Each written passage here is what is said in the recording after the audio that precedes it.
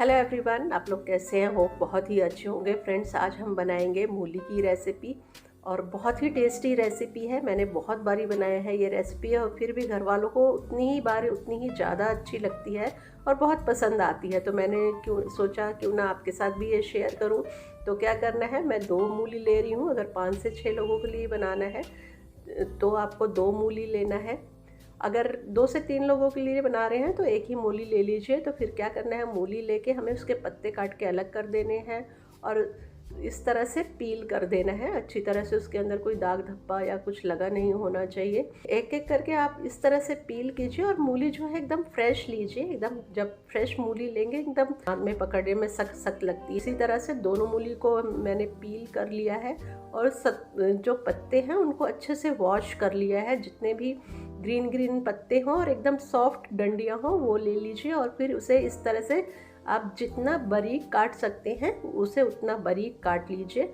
और ये जो मूली के पत्ते हैं फ्रेंड्स, बहुत ही फ़ायदेमंद होते हैं। आप जब भी मूली लाएं तो पत्ते ज़रूर खाएं। जितना भी आप खाते हैं, अगर पत्ते साथ में खाते हैं तो जो है डाइजेशन बहुत ही अच्छा होता है। और ये मूली के पत्ते बहुत जल्दी आपके ना डाइजेस्ट कर देते हैं खाना को। तो जब भी मूली के पत्ते लाएं ज़रूर उसका यूज़ करें, ऐसे फेंके मत। या तो भुजिया बना लें या फिर जैसे दाल चावल वगैरह खाते हैं, मूली आप सलाद में लेते हैं तो उसमें पत्ते भी ले लीजिए। तो सब पत्ते हमने काट लिए हैं। अब काटने के बाद क्या करना है फ्रेंड्स, अब हमें इस मूली को कद्दूकस करना है। तो कद्दूकस करने के लिए आप जो कद्दूकस लेंगे उसमें 2 तरह के ऐसे होल होंगे। जैसे ये छोटे हैं और ये बड़े वाले हैं, तो हमें बड़े वाले से करना है ताकि जो मूली के लच्छे हैं बड़े बड़े मिले, थोड़े से मोटे मोटे मिले। तो उस तरह से हमें लच्छे करने हैं। तो इस तरह से बड़े इजीली हो जाते हैं और मूली जो एकदम ताज़ी होती है बहुत जल्दी कद्दूकस हो जाती है। तो सारे लच्छे हमने बना लिए हैं। तो चलिए अब हमें चटनी की भी साथ में ज़रूरत होगी। तो मैं एक चटनी बना रही हूँ। 1 टमाटर ले रही हूँ, 2 हरी मिर्चें, 5 लहसुन और थोड़ा सा आधी छोटी चम्मच आपको काला नमक लेना है। 1 नींबू का रस निकाल के इसमें डाल देना है। और ये झटपट वाली चटनी है, झटपट बन जाती है, बहुत कम इंग्रेडिएंट्स से बनती है और बहुत टेस्टी बनती है। और साथ में 1 बंच के करीब मैंने ये धनिया ले लिया है और जो इसकी सॉफ्ट सॉफ्ट डंडी है वो भी ले ली है।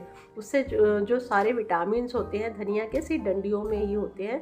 तो अब मैंने इसे पीस लिया है। देखिए चटनी बन के बहुत ही अच्छी है, बहुत ही टेस्टी बनती है और बहुत ही अच्छी लगती है और बहुत झटपट बन जाती है। तो चलिए आगे का प्रोसेस करते हैं। तो लच्छे हमारे बन के तैयार हैं मूली के। अब क्या करना है, हमें इसे किसी बड़े बर्तन में लच्छों को रख के उसके अंदर जो हमने पत्ते काटे थे उसे भी मिक्स कर लेना है। आपको इसी में डाल लीजिए इन पत्तों को।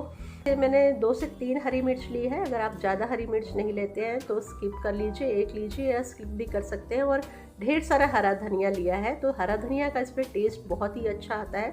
तो हरा धनिया थोड़ा ज़्यादा लीजिएगा फ्रेंड्स। और हरा धनिया बहुत ही ज़्यादा हेल्दी है तो वैसे भी बहुत अच्छा लगता है। और साथ में आपको डाल देना है सेंधा नमक। मैंने सेंधा नमक लिया है और थोड़ा सा काला नमक लिया है। तो टेस्ट के अनुसार आपको नमक डाल देना है, थोड़ा थोड़ा दोनों में से ही। अंदर डालेंगे आधी छोटी चम्मच लाल मिर्च पाउडर। मतलब ये मैं छोटी सी जो चम्मच मसाले वाले में होता है उससे डाल रही हूँ, तो इससे आधी डाल रहे हैं। अगर आपके पास बड़ा चम्मच है उससे डाल रहे हैं, 1 स्पून जिसे कहते हैं, तो उससे आपको चौथाई डालना है। तो आधी छोटी चम्मच मैं इसमें डाल दे रही हूँ ये जीरा पाउडर और आधी छोटी चम्मच इसमें काली मिर्च पाउडर। बड़े चम्मच से चौथाई चम्मच आएगा, फिर से मैं बता रही हूँ। तो ज़्यादा बड़े चम्मच से ज़्यादा मत डाल लीजिएगा आप। तो आधी छोटी चम्मच इसी से मैं डाल रही हूँ इसमें सौंठ पाउडर। अगर आपके पास सौंठ पाउडर है तो डाल लीजिए, अदरवाइज़ आप 1 इंच का अदरक कद्दूकस करके छोटा छोटा मतलब टुकड़े हों उसमें उस तरह से काट के डाल लीजिए। और आधी छोटी चम्मच इसमें मैं डाल रही हूँ। इनको एकदम क्रश करके डालना है। और 1 नींबू हमें इसमें भी लेना है। तो नींबू को इस तरह से इसमें निचोड़ दीजिए। इसका जो बीज है हमें पहले काट के अच्छे से निकाल देना है ताकि इसके अंदर ना गिरे। आप चाय की छन्नी में आप करके भी कर सकते हैं। तो मैंने बीज निकाल दिए थे तो इसलिए कर लिया था। 1 कोई बड़ा चम्मच ले लेना है और उसमें आपको 2 बड़े चम्मच डालने हैं ये बेसन। तो अगर आप 2 मूली ले रहे हैं तो 2-2 चम्मच आपको बेसन डालना है। 2 चम्मच ये मक्की मैंने 1 चम्मच डाल दिया है। 2 चम्मच ही मक्की का आटा लेना है, 2 चम्मच ही बेसन लेना है। और 2 चम्मच ही आपको लेना है बाजरे का आटा, जो कि बहुत गर्म होता है और बहुत हेल्दी होता है और बहुत सारा फाइबर होता है। तो बहुत ही मूली के साथ बाजरे के आटा का बहुत ही अच्छा रिज़ल्ट आता है, क्योंकि मूली जो ठंडी होती है और ये बहुत ही गर्म होता है। तो अच्छे से इसको मिक्स कर लेना है, और जब अच्छे से मिक्स हो जाए तो उसमें थोड़ा सा आपको 1 बड़ा चम्मच तेल डालना है, और पानी आपको 1 बूंद भी यूज़ नहीं करनी है। ध्यान रखिएगा, मूली अपना बहुत पानी छोड़ेगी, आपको उसी में मिक्स करना है। तो इस तरह से मैंने मिक्स कर लिया है, पानी बिल्कुल नहीं डाला है। तो इसको जैसे ही आप ये मिक्स करेंगे तभी आपको इसको यूज़ करना है, अदरवाइज़ आप बहुत पानी छोड़ देगा, बहुत पतला हो जाएगा।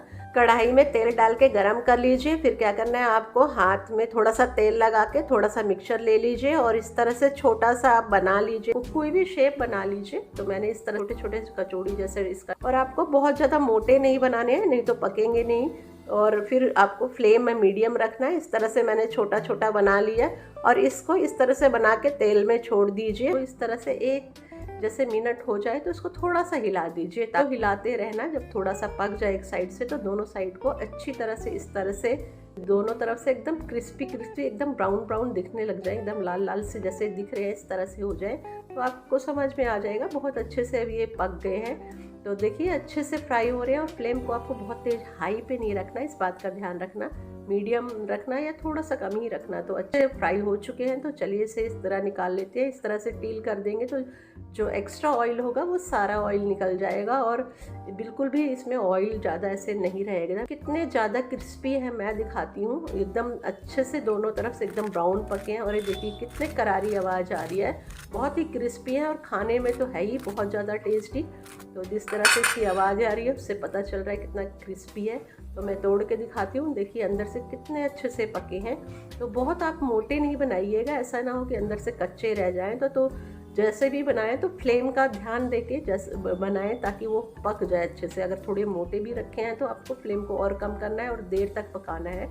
तो बहुत ही बढ़िया बने हैं और बहुत ही टेस्टी बने थे। इसमें किसी चटनी की भी आपको ज़रूरत नहीं पड़ेगी, जब आप खाएंगे तब आपको पता चलेगा। देखिए मैंने थोड़े से इस तरह से पकोड़े जैसे हम बनाते हैं, मैंने इस तरह से बनाए हैं, एकदम क्रिस्पी हैं ये भी, और खाने में एकदम बहुत ही ज़्यादा टेस्टी है। बहुत ही मज़ा आया था खाने में, और हम लोगों ने बहुत ही मज़ा आया, सबने बड़ा मज़े से खाया, और हमें चटनी की तो ज़रूरत ही नहीं पड़ी, इतने टेस्टी लगे कि हमने ऐसे ही चाय के साथ खाए। बहुत ही चटनी निकाल लिया था मैंने, लेकिन चटनी किसी ने इतना यूज़ नहीं किया क्योंकि खुद ही इतने चटपटे और क्रिस्पी थे, क्योंकि नींबू है, हर चीज़ है, तो बहुत टेस्टी लगे। आपको चटनी की भी ज़रूरत नहीं पड़ेगी, लेकिन चटनी भी आप खाना चाहते हैं तो खा सकते हैं। चटनी की रेसिपी भी मैंने इसमें डाल दिया था, झटपट बन जाती है, कोई टाइम नहीं लगता।